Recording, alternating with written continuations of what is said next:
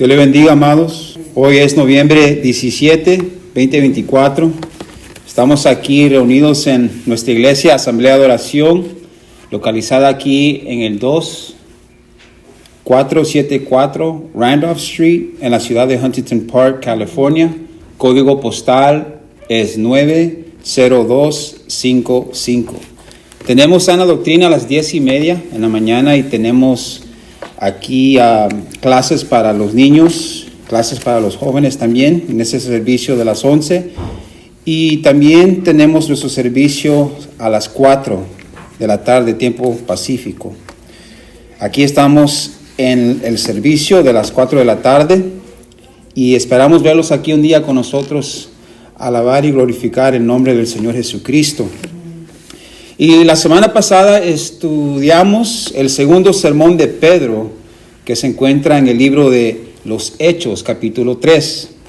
Y Pedro y Juan habían sanado a un hombre que había sido cojo de nacimiento. Una multitud se reunió rápidamente, asombrada por lo que había sucedido. Y Pedro no se quedó ahí sin palabras, sino que pronunció un sermón para predicar y exaltar a Cristo. Donde a Jesús toda la gloria, dándole a Jesús toda la gloria por la sanación de ese hombre. Y como estaba hablando a los hombres de Israel, como dice ahí capítulo 3, versículo 12, Pedro usó la historia de los padres y los profetas, sabiendo que estos hombres judíos podían entender y reconocer que estaban hablando del Dios de Abraham, Isaac y Jacob. Y que el Evangelio no vino de la nada, sino que vino a través de la historia de Israel, hasta que la historia redentora, consumada por el prometido Mesías, que es el Señor Jesucristo. Y Pedro usó la historia de Israel para poder relacionarse con el pueblo, y que el pueblo se pueda relacionar con el Evangelio. Y de la misma manera debemos tratar de relacionarnos con las personas de una manera que puedan conectarse con la verdad del Evangelio. Es de usar sabiduría. Podemos usar las elecciones que acaban de pasar. De que aunque hay un presidente elegido en que quizás estamos de acuerdo con sus políticas o quizás algunos no, podemos apuntarlos al único perfecto Rey que reina con justicia, que es Cristo.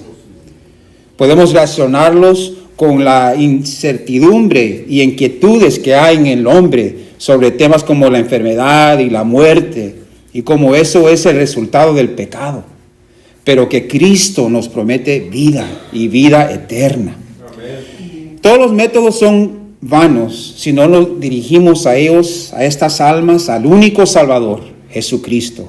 Y eso es lo que hace Pedro. Pedro nos ayuda en cómo proclamar un evangelio eficaz.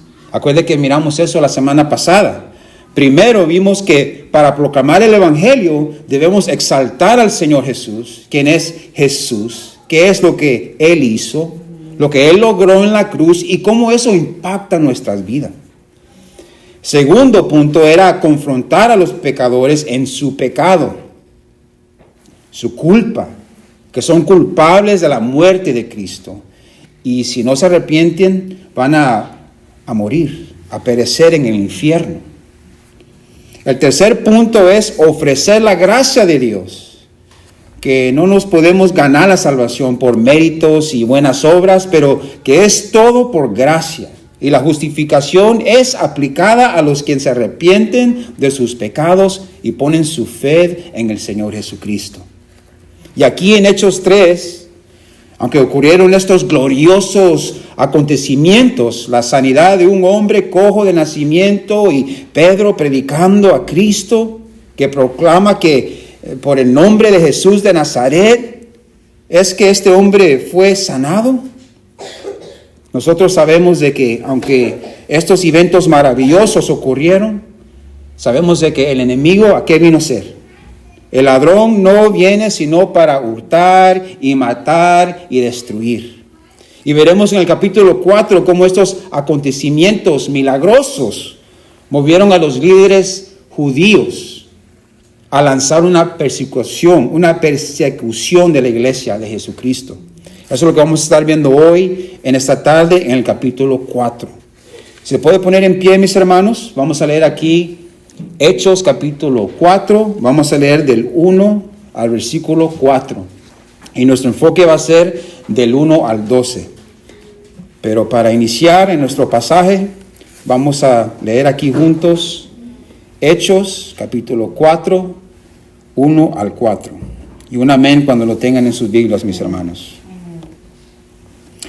Así lee la palabra infalible del Dios viviente. Hablando ellos al pueblo, vinieron sobre ellos los sacerdotes con el jefe de la guardia del templo y los saduceos, resentidos de que enseñasen al pueblo y anunciasen en Jesús la resurrección de entre los muertos. Y les echaron mano y los pusieron en la cárcel hasta el día siguiente, porque era ya tarde. Pero muchos de los que habían oído la palabra creyeron, y el número de los varones era como 5,000. Amén. Oremos. Padre, venimos, Señor, en el nombre de Jesús, en esta tarde, Padre, agradecido, Señor, que podemos estar aquí en la casa del Señor para oír tu palabra, Padre. Te pido, Señor, que nos ayudes a escuchar, a estar atentos de lo que tú tienes para nosotros y que lo podamos aplicar en nuestras vidas, Señor. Solo el Espíritu Santo puede hacernos, conmovernos a aplicar esta palabra en nuestras vidas. Por favor, Señor, ayúdanos en esta tarde. Te alabamos y te glorificamos y te lo pedimos en el nombre de Jesús. Amén y amén. ¿Pueden tomar sus asientos, mis hermanos? Todos dicen que la iglesia se encuentra en grave necesidad de tener un avivamiento, especialmente aquí en los Estados Unidos. Y yo creo que eso no va a venir sin primero predicar fielmente la palabra de Dios y vivir en la santidad. Y la prueba que lo estamos haciendo eficaz es la persecución que debía de caer sobre la iglesia de Jesucristo. La prueba de que estamos predicando fielmente la palabra de Dios y viviendo vidas en santidad sería la persecución que caería sobre la iglesia de Jesucristo. Claro, no nos gusta sufrir, pero la persecución siempre ha fortalecido a la iglesia. Expulsa a la impureza de la iglesia, aleja a los asistentes nominales y inmundos, mundanos se puede decir, y separa a la iglesia del mundo. Impulsa a la iglesia a la oración, la une en el amor fraternal y a menudo hace que la iglesia se expanda en número, como se vio en China bajo el comunismo. Y como veremos, así es como se expandió la iglesia primitiva, por medio de la persecución. Y la palabra persecución se define así, como el conjunto de acciones o maltrato que se realizan de manera persistente contra un individuo o grupo. Conjunto de acciones o maltrato que se realizan de manera persistente contra un individuo o grupo por parte de otro grupo o individuo. Eso es lo que significa la persecución, la definición de la persecución. Y yo añadí aquí hasta completamente eliminarlos, porque esa es la meta, de eliminar cierto grupo o individuo. Y en Juan 15:18, el Señor advierte a sus discípulos. Él les dijo, el mundo os aborrece. Saber que a mí me ha aborrecido antes que a vosotros. Si fueras del mundo, el mundo amaría lo suyo.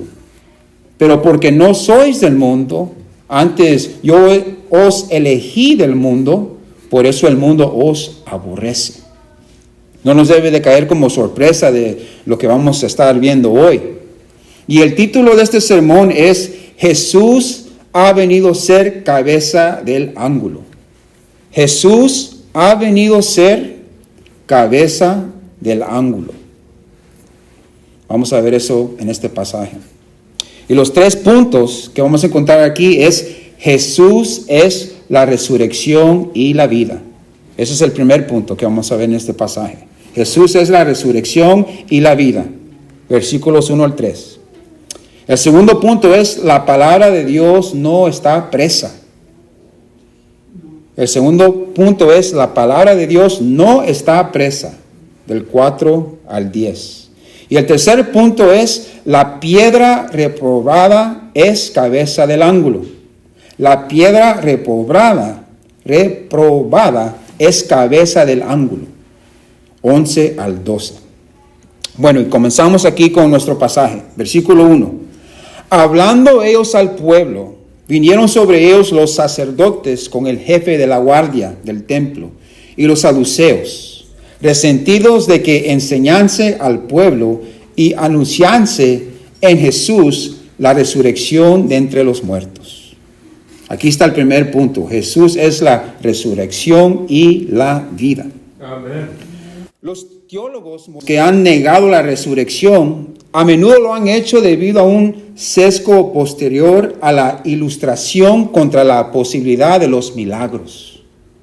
La era de la ilustración fue un movimiento cultural que se desarrolló en Europa y Norteamérica a los fines de los 1700 hasta los fines de 1800. ¿Qué es esto? Pues era un movimiento, un pensamiento que se desarrolló en estos tiempos. Es conocido por estos puntos: la promoción de la razón y los métodos científicos, la propagación del conocimiento y el cuestionamiento de las verdades establecidas. Y aunque todas estas cosas son buenas, todo esto llegó a un extremo, donde todos los cerebros, hasta los teólogos, comenzaron a dudar, hasta negar los milagros que se encuentran en la Biblia, porque comenzaron a usar su razonamiento nomás. Y como la resurrección es uno de los más grandes milagros que se encuentran en la Biblia, tiene sentido que muchos comenzaron a rechazar la resurrección. Y Pedro está en el pórtico aquí de Salomón y está compartiendo estas verdades con estos judíos que están presentes, exaltando a Jesús como el Mesías prometido y que Él es responsable de sanar al hombre cojo. Cuando de repente, ¿qué pasa? Es interrumpido por las autoridades del templo que forman parte de los enemigos de Cristo. ¿Quién son estos? Los sacerdotes, dice ahí el texto, con el jefe de la guardia del templo y los saduceos. Lucas muestra que la oposición inicial contra la predicación del evangelio surgió principalmente de las filas sacerdotales y saduceas. Y un breve resumen sobre estos diferentes grupos que encontramos aquí en este versículo. Los sacerdotes, hablando un poquito de los sacerdotes, ellos ofrecen los sacrificios traídos al templo. Ellos son del tribu de Leví.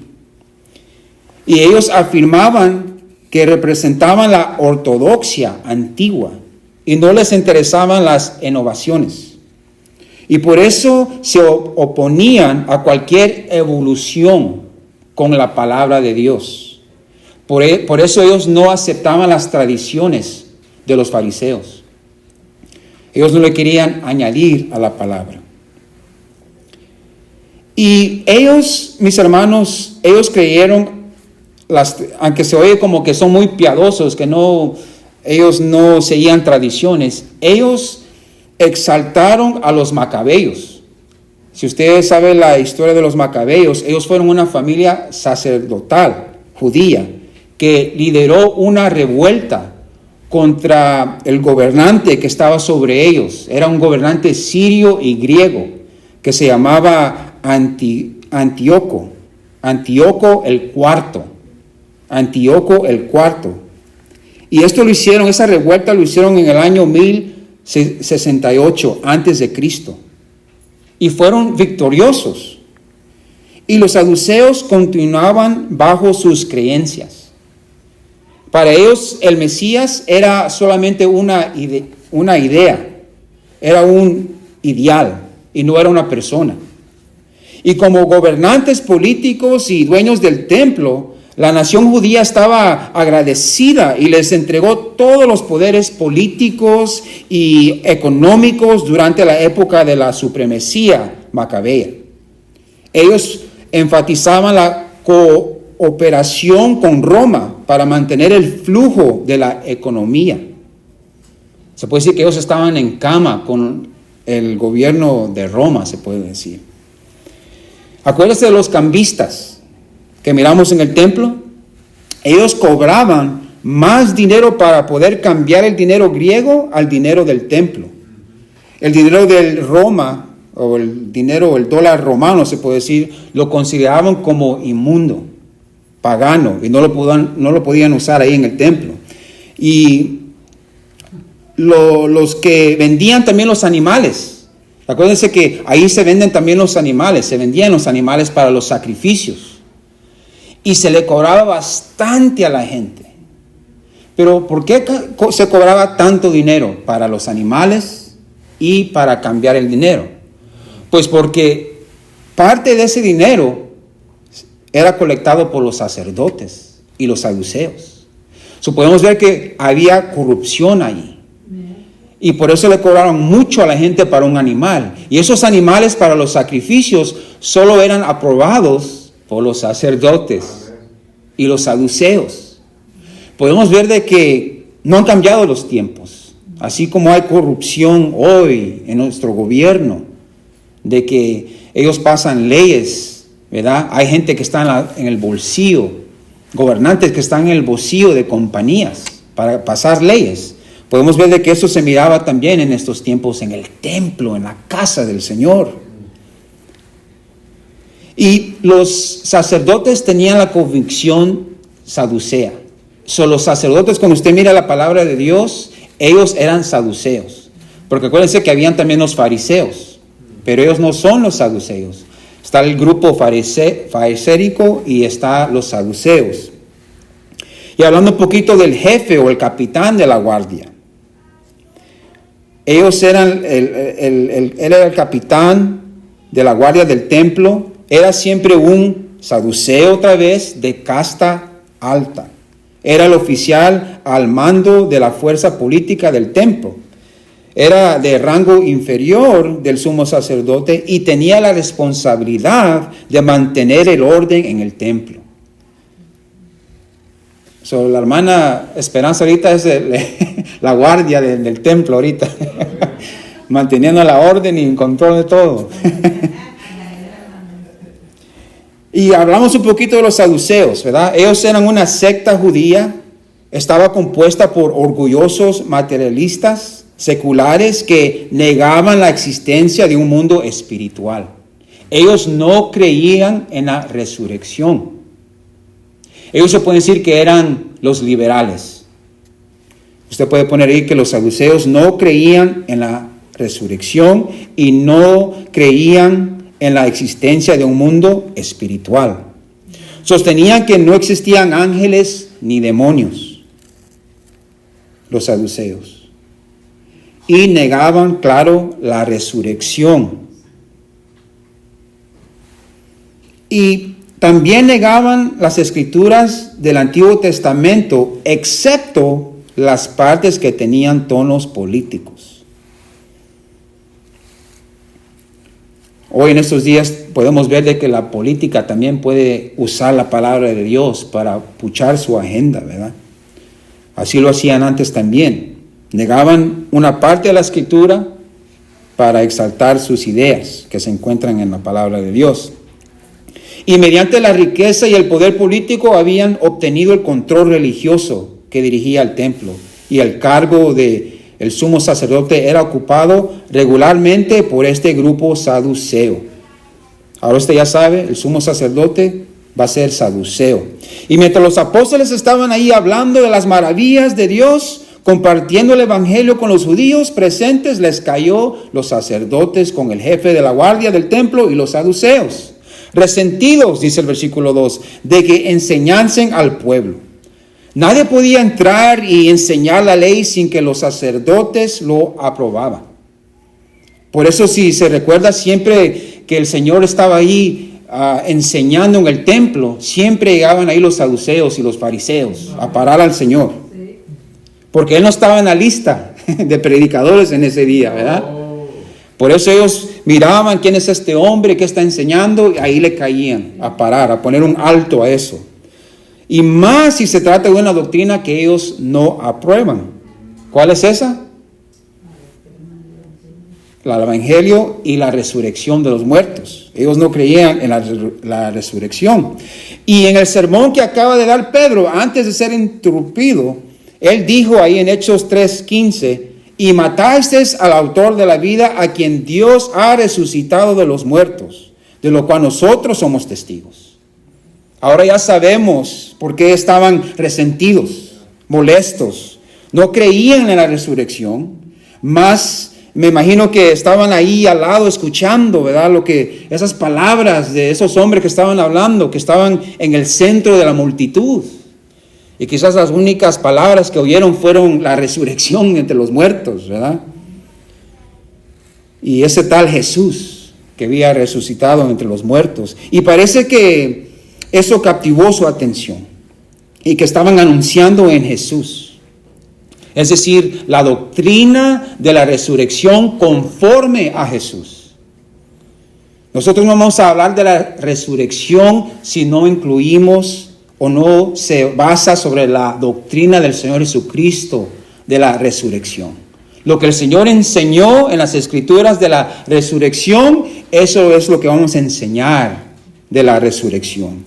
Y no podemos dejar atrás la resurrección de Jesús y la resurrección de los muertos, que se va a cumplir por la potestad del Señor Jesucristo.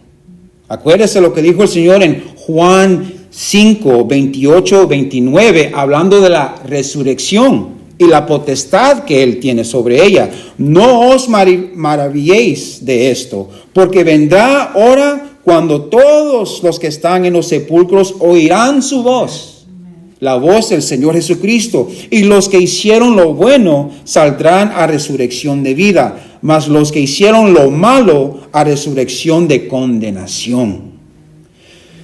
Quiere decir esto, mis hermanos, que no solo los creyentes vamos a ser resucitados en ese día, sino los impíos van a ser resucitados también, pero ellos van a ser juzgados y condenados. Vivimos en un mundo que no encuentra esperanza, ni aquí en este mundo, ni después de la muerte, imagínense.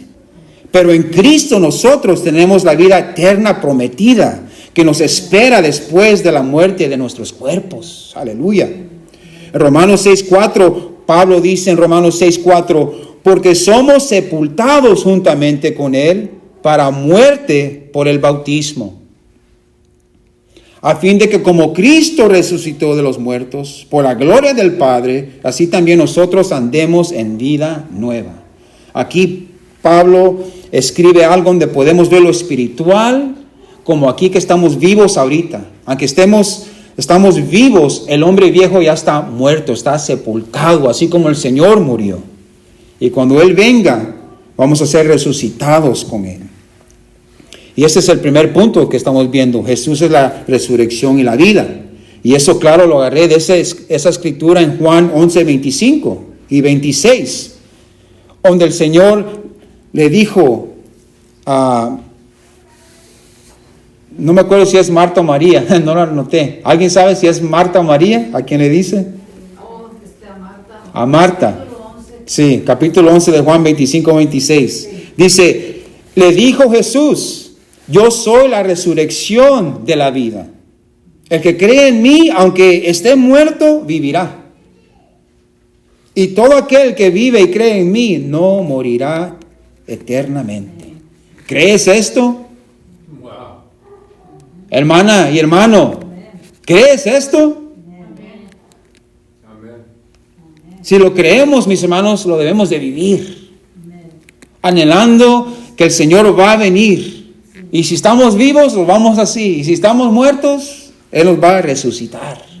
Pero Él viene por nosotros. Él es la resurrección y la vida.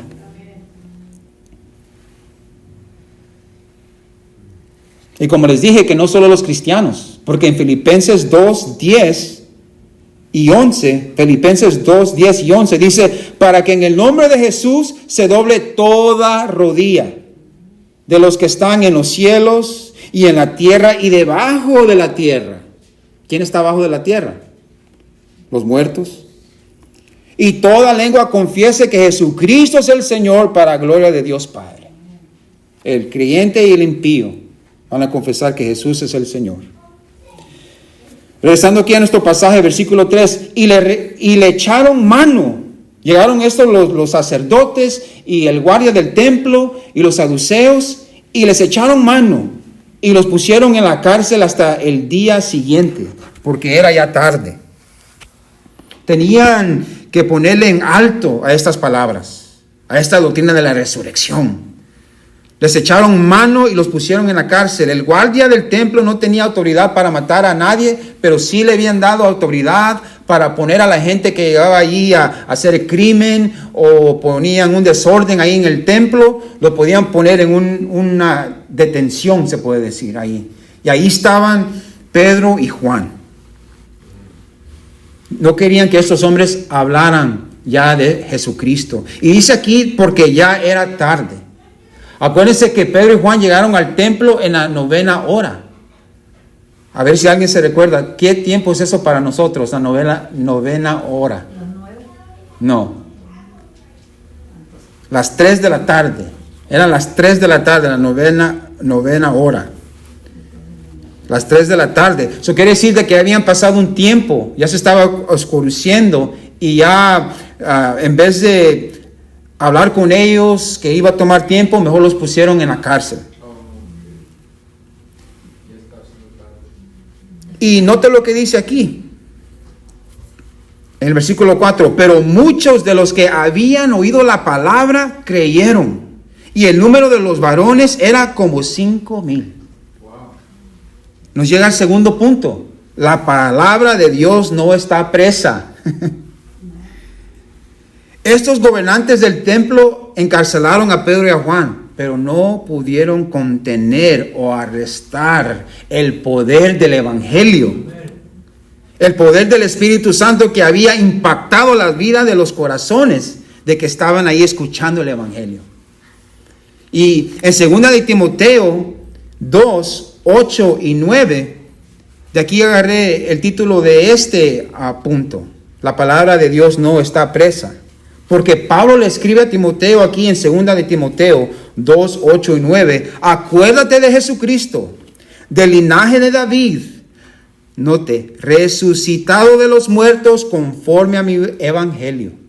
Siempre cuando predicamos a Jesús debemos acordarnos de Él, de que Él es del linaje de David y que resucitó de los muertos conforme al evangelio. No hay evangelio sin la resurrección del Señor Jesucristo.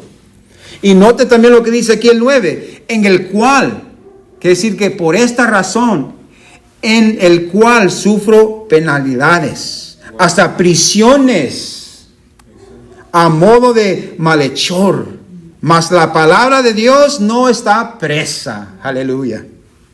Aunque los enemigos de Cristo encarcelaron a sus 2 apóstoles, los 2 sermones que Pedro dio fruto. Y el Señor añadió a la iglesia 5,000 varones. Los comentaristas dicen de que esto no incluye a las mujeres ni a los niños. Lo pueden ser como 10,000 quizás almas, porque aquí solo dice varones. Y también no fue 5,000 ahí en el templo que se convirtieron al Señor, sino contando también del sermón del Pentecostés, ¿verdad? Acuérdense que ahí también fueron salvos como 2,000 almas, fueron salvas. Miramos que no se puede poner presa la palabra de Dios. Y cuántas veces pastor y yo y algunos hermanos hemos predicado aquí en las calles, en las esquinas, También fuimos hasta las high schools, a las escuelas. Y hemos predicado la palabra de Dios. Yo he estado ahí por la parada del bus. Y la gente se sube al bus. Hay gente que está sentada ahí en la banca y está escuchando la predicación. Y uno ni habla con ellos.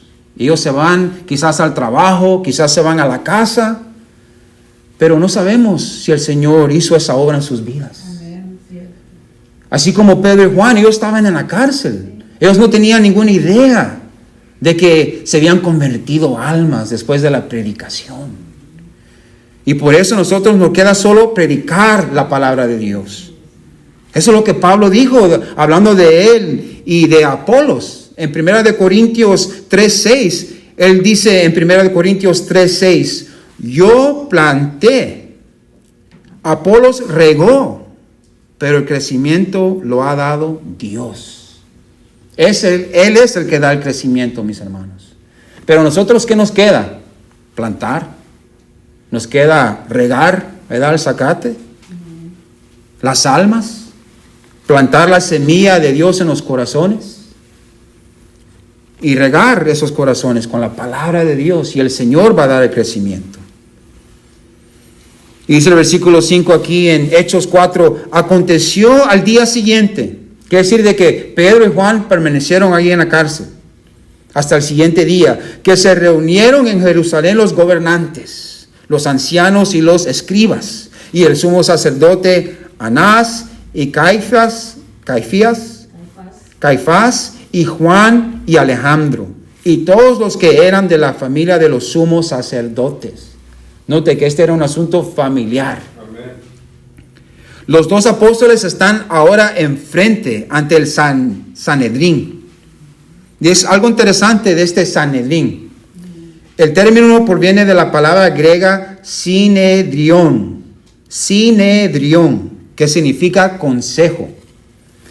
Y eso lo agarraron, mis hermanos, de cuando Moisés declaró que la tarea de dirigir al pueblo era demasiado. ¿Se acuerda en Números? Que era difícil para él. Y Dios le hizo nombrar 70 ancianos para que compartieran con él la carga del liderazgo. Y según la Mishnah, que la Mishnah son las tradiciones de los judíos, ellos dijeron de que estos 70 ancianos más el propio Moisés formaban 71. Por eso aquí miramos de que el Sanedrín eran 71 miembros, porque ellos lo agarraron de ahí, de esa historia de Moisés, de los ancianos. Eran 71 jueces del gran Sanedrín. Y miramos aquí el versículo 7, dice, y poniéndolos en medio les preguntaron, ¿con qué potestad? O ¿en qué nombre habéis hecho vosotros esto? Ellos ya sabían, porque por eso les cayeron encima, porque estaban predicando la resurrección y estaban hablando de Jesús en el versículo 2. Estos hombres dieron muerte a Jesús hace apenas un par de meses, mis hermanos. Y le hicieron a Pedro y a Juan la misma pregunta con la que acusaron a Jesús después de que él enseñó en el templo. Acuérdense que el Señor en Mateo 21:23 dice, cuando vino al templo, hablando del Señor, los principales sacerdotes y los ancianos del pueblo se acercaron a él mientras enseñaba y le dijeron, ¿con qué autoridad haces estas cosas? ¿Y quién te dio esta autoridad? Las mismas palabras que le están preguntando a Pedro y a Juan. Y dice aquí el versículo 8, entonces Pedro, lleno del Espíritu Santo, les dijo. Pedro está lleno del Espíritu Santo a responder a su pregunta. Y durante su ministerio, acuérdense que Jesús advirtió a los discípulos que esto mismo iba a suceder. Que con el tiempo los discípulos serían llevados ante las autoridades y los iban a someter a juicio. Y que el Espíritu les iba a dar las palabras. Amén. Lucas 11:12. Lucas 11:12 dice, cuando os trajeren a las sinagogas y ante los magistrados y las autoridades, no os preocupéis por cómo o qué habréis de responder o qué habréis de decir. porque el Espíritu Santo os señalará en la misma hora lo que debéis decir. Note esto.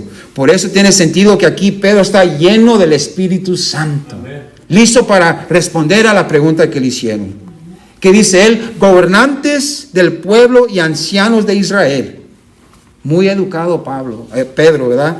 Muy, se puede decir, suave, con respeto. Gobernantes del pueblo y ancianos de Israel. Y nota el contraste aquí de que Pedro está lleno del Espíritu Santo y estos hombres están llenos de miedo de perder el poder sobre el pueblo judío. Pensaban que el asunto con Jesús de Nazaret terminó el día que lo habían condenado a la muerte. Pero ahora ha regresado y sin embargo, miles de personas en Jerusalén ahora están creyendo en el Señor Jesucristo. Dice aquí, puesto que hoy, dice Pedro, se nos interroga acerca del beneficio hecho a un hombre enfermo. Note esto. En otras palabras, ¿qué somos? ¿Estamos culpables o están acusando de un crimen? Porque hicimos este beneficio hecho a un hombre enfermo. ¿De qué manera éste haya sido sanado? Dice el versículo 10, sea notorio a todos vosotros y a todo el pueblo de Israel, que en el nombre de Jesucristo de Nazaret, a quien vosotros crucificasteis y a quien Dios resucitó de los muertos, por este hombre está en vuestra presencia sano. Por eso este hombre está sano en su presencia. Por el nombre del Señor Jesucristo. Al mismo hombre que ustedes crucificaron. A quien Dios resucitó entre los muertos. Note de que Pedro no tiene miedo. Él sabe a quién está hablando. De que esos hombres no creen en la resurrección. Debemos de ser llenos del Espíritu Santo para hablarle a un ateo de Dios, sabiendo de que ese ateo no cree en Dios, que no existe Dios. Nosotros miramos como si es algo en vano. ¿Por qué le voy a hablar a este de Dios si él no cree en Dios? Pero note que eso no paró a Pedro. Él no dijo, bueno, estos no creen en la resurrección. ¿Cómo van a creer de la resurrección si ellos no creen en ella? ¿Para qué la voy a mencionar? No, es más, él dijo, Dios ha resucitado a este Jesús que ustedes crucificaron. Amén. Por él, este hombre está en vuestra presencia sano. Y estas son dos verdades que desafían y enfrentan a estos saduceos. Ellos fueron los que crucificaron a Jesucristo de Nazaret. Y el Dios que ellos adoran lo ha resucitado de los muertos. Una doctrina en la cual ellos no están en acuerdo. Dice el versículo 11, este Jesús es la piedra reprobada. Reprobada quiere decir como dar por malo, censurar, condenar, rechazar. Por vosotros los edificadores. En otras palabras, él fue rechazado por estos edificadores, la cual ha venido a ser cabeza del ángulo. El tercer punto, el último punto aquí. La piedra reprobada es cabeza del ángulo. Pedro aquí está citando a Salmo 118, 22 al 23. Salmo 118, 22 al 23. Y este salmo es un salmo mesiánico. Lee aquí el 22. La piedra que desecharon los edificadores ha venido a ser cabeza del ángulo. Amén. De parte de Jehová es esto, y es cosa maravillosa a nuestros ojos.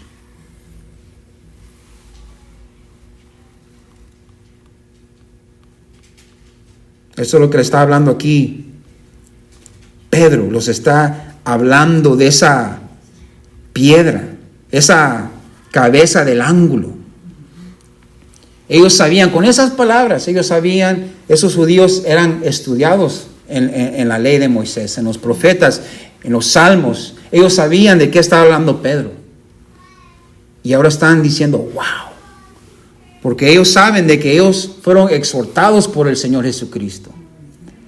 de que el Señor compartió esas palabras con ellos también, ahí en el templo. En Mateo 21 encontramos esa historia. Mateo 21, 23. Cuando vino al templo, los principales sacerdotes y los ancianos del pueblo se acercaron a él mientras enseñaba y le dijeron: ¿con qué autoridad haces estas cosas? ¿Y quién te dio esta autoridad? Otra vez lo vienen a cuestionar al Señor. Y el Señor ahí, en ese mismo capítulo, Él habla de esta piedra rechazada. En Mateo 21, 33 al 46, cuando les comparte la parábola de los labradores malvados. Para dar un resumen nomás, dice ahí que había un hombre, un padre de familia, el cual plantó una viña y la arrendó a unos labradores. Y cuando era el tiempo de recibir los frutos, los labradores malvados no quisieron dar el fruto y mataron a los siervos del dueño de la viña. Y finalmente envió el dueño su hijo. Y esos malvados lo mataron, sabiendo que él era el heredero de toda la viña. ¿Y qué hicieron? No les importó, lo mataron. Y recuerden, mis hermanos, de que el Señor está compartiendo esta historia ¿con quién? Con los fariseos y los saduceos, los ancianos que vinieron a hablar con él.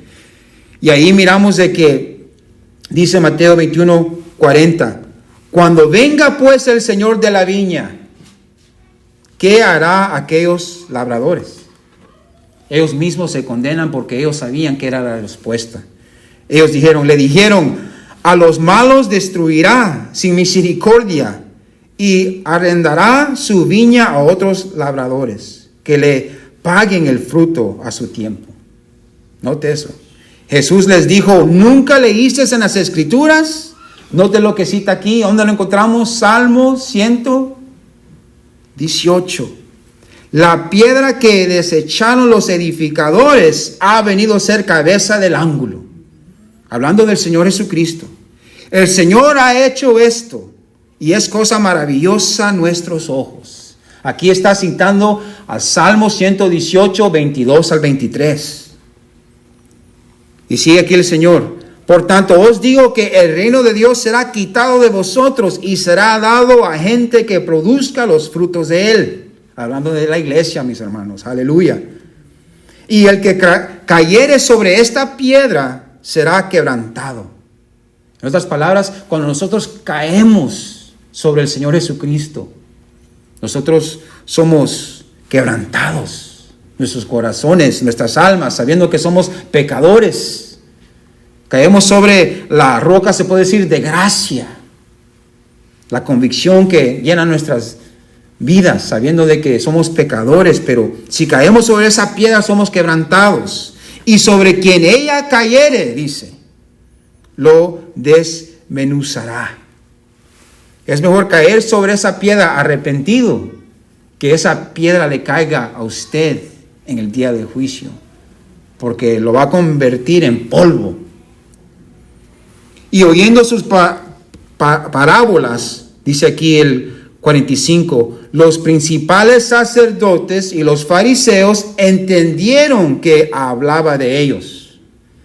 Pero al buscar cómo echarle mano, temían al pueblo porque le tenían por profeta. Note eso. Esto va en mano con mano, mis hermanos, lo que miramos de que está aquí Pedro enfrente del Sanedrín y las mismas preguntas, hasta posiblemente los mismos hombres. Porque ahí Pedro está diciendo, al que ustedes crucificaron.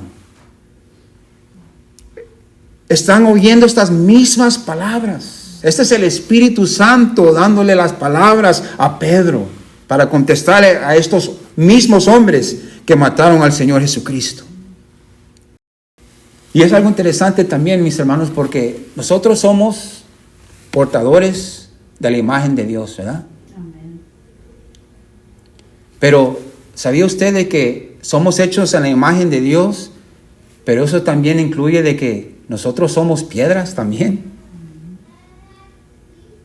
Nosotros somos piedras vivas. Eso no lo pensamos, ¿verdad? Porque una piedra que es una piedra no tiene vida, ¿verdad? Pero somos piedras. Eso es lo que nos dice Primera de Pedro, capítulo 2.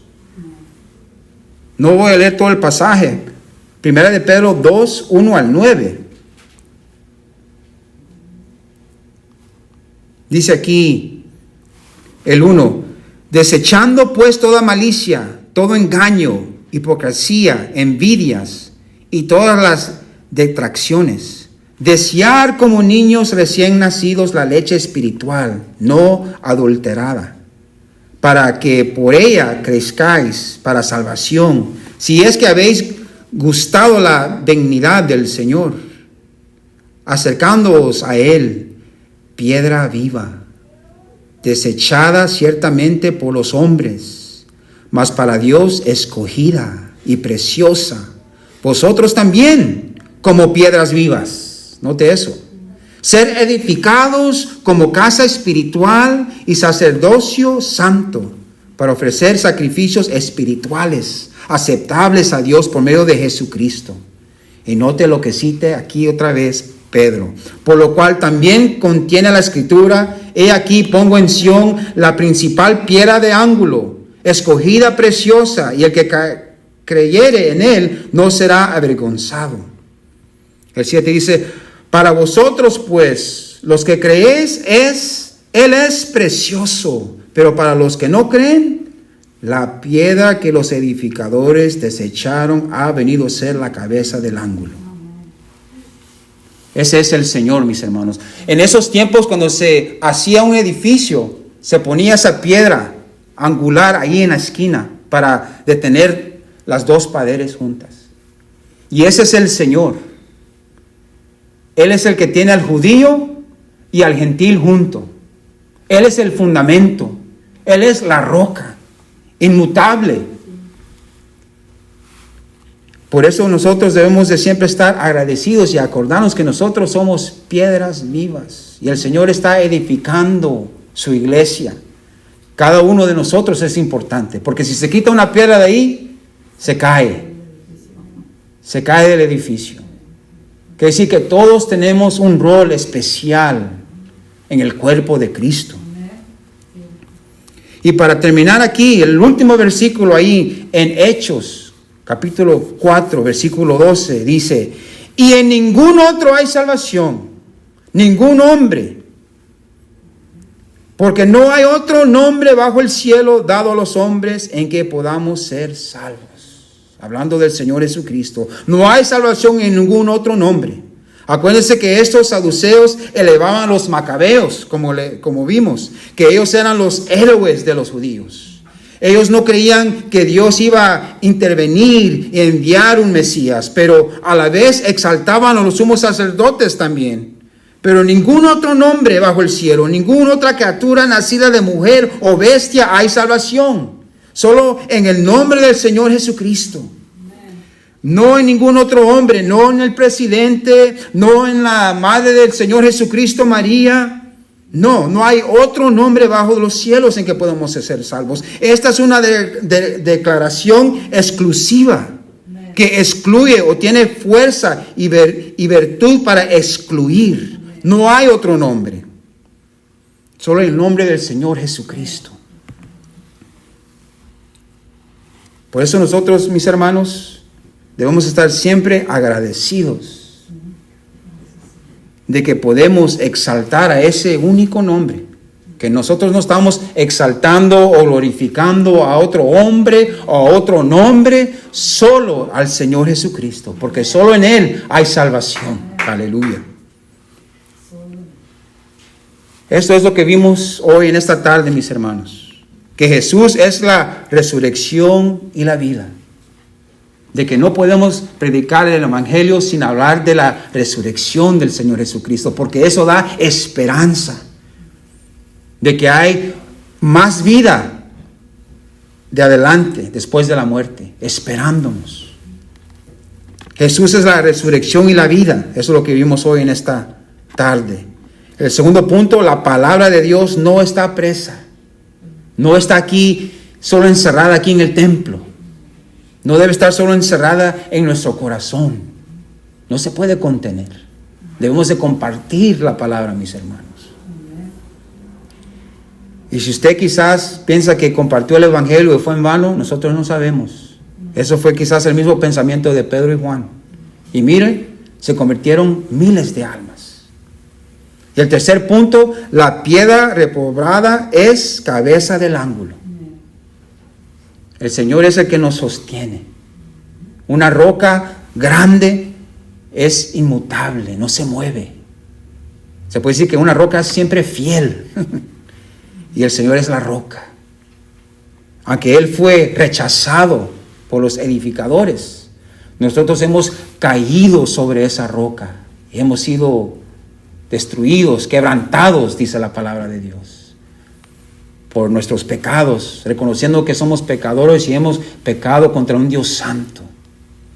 Y si tú en esta tarde no has reconocido al Señor Jesucristo como tu único Salvador, hoy es el tiempo para hacerlo. Hoy es el día de la salvación.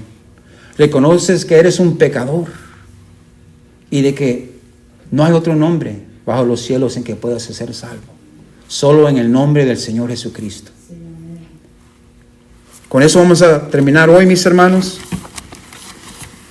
Hay que orar y darle gracias al Señor por un día más que Él nos ha dado, que nos podemos presentar a la casa del Señor, oír su palabra y exaltar su santo nombre. Oremos juntos.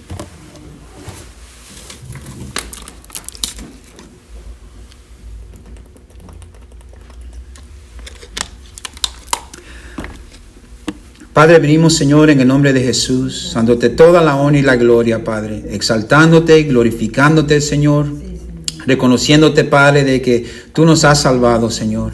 Has enviado a tu Hijo amado, Señor, y tú le has dado toda la autoridad. Tú lo resucitaste de los muertos y ahora nosotros tenemos esa esperanza que también nosotros, tú nos vas a levantar entre los muertos, Señor. Y te damos gracias, Padre, porque sabemos de que tú tienes el poder para hacerlo. Tenemos nuestra esperanza en ti, Señor, y no en el hombre, porque no hay otro nombre bajo los cielos dado a los hombres en que podamos ser salvos. Solo el nombre del Señor Jesucristo. Ayúdanos a ser piedras vivientes, vivas, Señor, siempre rendiendo sacrificios espirituales a ti, cánticos y oraciones, y ayúdanos a servirte con nuestras vidas, con nuestros cuerpos, Señor. Te pedimos, oh Dios, que tu mano esté con nosotros mañana, cuando vayamos al trabajo, a la escuela, que tu mano nos protege, Señor, y que tu paz llene nuestros corazones. Te pedimos todo esto en el nombre de Jesús. El pueblo del Señor dice, amén, amén y amén. Que Dios les bendiga a mis hermanas y hermanos.